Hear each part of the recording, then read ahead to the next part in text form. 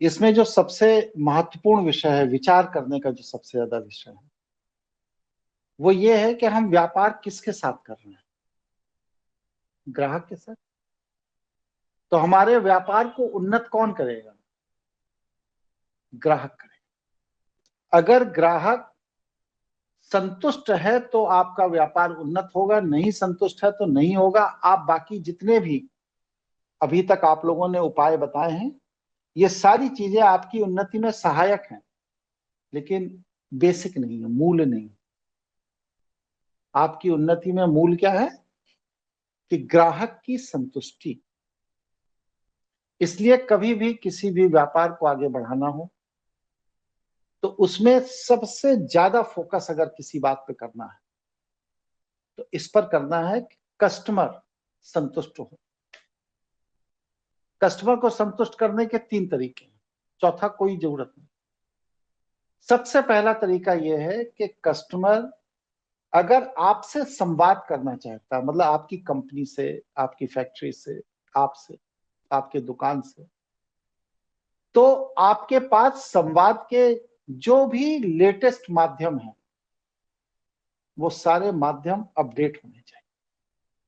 आपके पास mail ID होना चाहिए, आपके पास व्हाट्सएप होना चाहिए, आपके पास और दूसरे भी टेलीफोन आदि जो भी माध्यम है वो एकदम स्पष्ट होने चाहिए, अपडेट होने चाहिए।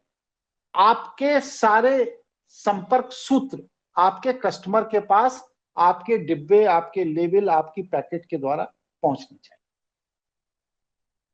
स्कूलों में मैं विशेष रूप से देखता हूं, यहां पर एक स्कूल है सेंट्रल एकेडमी, उसमें मेरे बच्चे पढ़े हैं।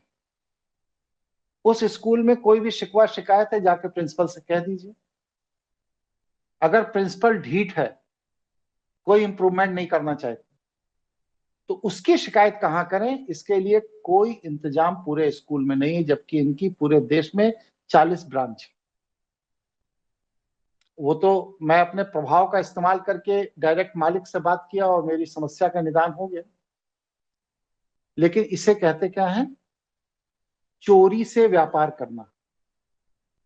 ऐसे लोगों को ठग कहा जाता है, मक्कार कहा जाता है, बेईमान कहा जाता है, जो ग्राहक की बात सुनने के लिए तैयार नहीं। और अगर ऐसे लोग से आपका वास्ता जीवन में कभी पड़ जाए तो उनको छोड़िए नहीं। हल्दीराम का एक पैकेट दीपावली में मैं लेकर आया, खराब निकल गया। मैंने उसकी कंप्लेंट दर्ज कराना चाहा तो मेल आईडी एग्जिस्ट नहीं करती जो उस पैकेट के ऊपर लिखी हुई। जो उस पर कस्टमर केयर का नंबर है वो उठता नहीं। 2 दिन तक मैं प्रयास करता रहा, संपर्क कंपनी से नहीं हो पाया। फिर मैंने इंटरनेट पर जाकर के उनके एड्रेस लिया और यहां से स्पीड पोस्ट से उनको लीगल नोटिस भेज दिया। नोटिस को पढ़ते ही सुबह से शाम तक 30 लोगों का फोन आया कंपनी से, और 30 लोगों से मैंने ये कहा कि बात मैं उसी मेल आईडी पर करूंगा जो आपने अपने पैकेट पर प्रिंट कर रखी। मैं और किसी पर बात ही नहीं करूंगा, क्योंकि आपने जो पैकेट पर प्रिंट कर रखा है वो अगर एक्टिव नहीं है तो मैं आपको चोर मानता हूं, और चोरों से मैं बात नहीं करता। कहने को हल्दीराम इतने बड़े तीरंदाज हैं, लेकिन इसके बाद क्या कमी थी, उन्होंने क्या कर रखा था, ईश्वर जाने, लेकिन वह मेल आईडी एक्टिव हो गई।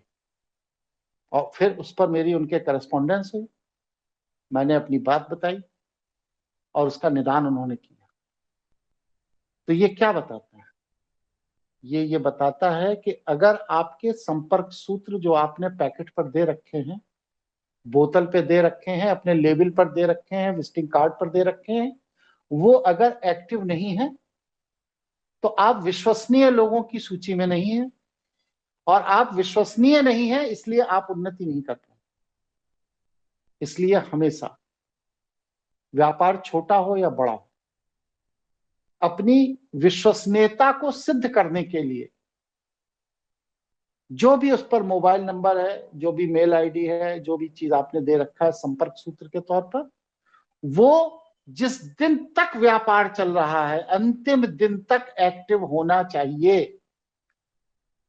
ये सबसे पहला सूत्र है व्यापार को उन्नत करने का।